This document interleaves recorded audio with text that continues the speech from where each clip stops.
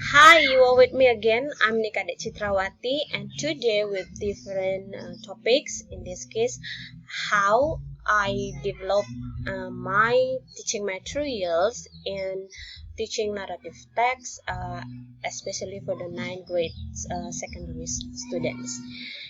And before I start, let me tell you that my student is the ninth grade students of secondary school level, and the topic of the discussion will be about narrative text taken from KD 3.7 and also 4.7, in which membandingkan fungsi sosial, struktur teks, dan unsur kebahasaan beberapa teks naratif lisan dan tulis dengan memberikan dan meminta informasi terkait fairy tales pendek dan sederhana sesuai dengan konteks penggunaannya, dan juga menangkap makna secara kontekstual terkait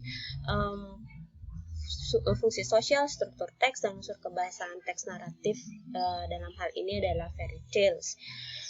And considering the basic competency or KD, in which the student are going to compare a narrative text, that's why I prepare two videos taken from YouTube entitled Bawang Merah and Bawang Putih, and also Cinderella Stories. Why do I choose those two videos? Because in my opinion, the two videos have some similarities in terms of the characteristics and also the plot of the story that will make the student easier to compare the two stories that I'm going to present to them. And therefore I also have determined the assessment, in which the assessment is in form of speaking skills, even though the teaching and learning activities embeds or integrate all of the skills, but on the assessment I would like to focus on the speaking skills, in which the student are assigned to make a voice note or voice record and then send it to a WhatsApp group. And I choose to develop my teaching material using Canva presentations, because I really like Canva presentation. It provides a lot of templates, or free templates that I can use, very attractive, and also I can explore my art in doing presentation there. So how do I design my teaching materials? Let's check it out, and here we go.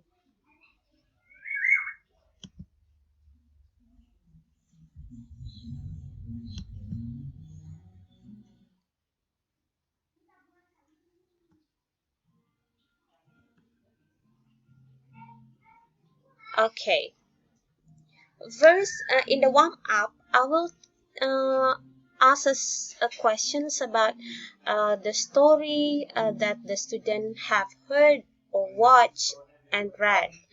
After gaining some information about those stories, and I will take Bawang Merah and Bawang Putih stories, and I would like to ask the student to compare between Bawang Merah and Bawang Putih story with Bawang and Kesuna story that taken from our local story.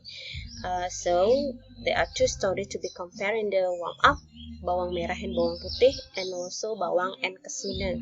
I'd like the student to find out why do they think that those stories are different and also are the same.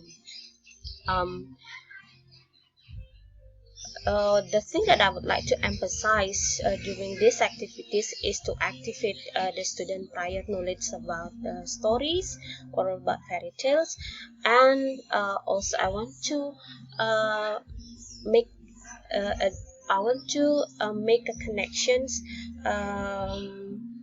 between the prior knowledge that they have with the informations that the difference of the stories are because the culture where the stories are developed are different. So culture affect the how the story are developed in the society.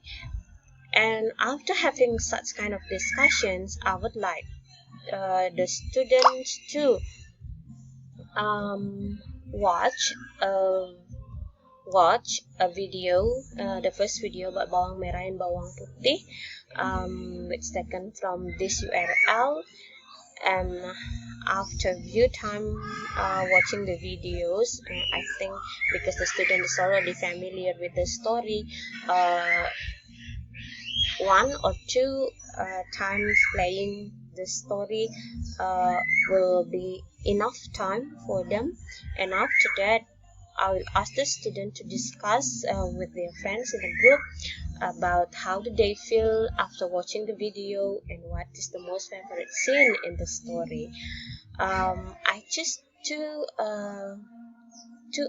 the two questions relating to the feeling, because I want to emphasize here this activity on the student acknowledging the social functions of the story, in which what they feel after watching or listening or reading a video, a narrative text, is the kinds of the essence of entertaining as the social functions of narrative text.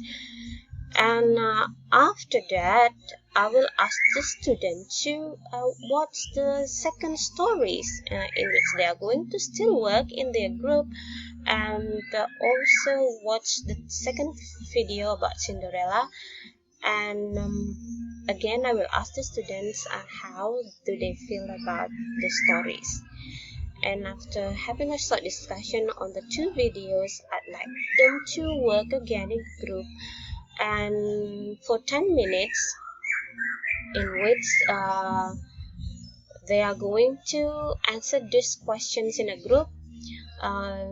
The first one is about the similarity between the characters in the story, and then which characters show the similar attitude, how the story started and end, and then compare the conflicts of the two stories and what they learned, or what is the social values of the two stories. And now, as you can see that the 5 questions that I give to the student is a kinds of comparing activities, in which a student will compare one story with the second story. And after that, I want the student to confirm their work by reading the text. So I will hand in the narrative script, the written script of the story that presented in the video. And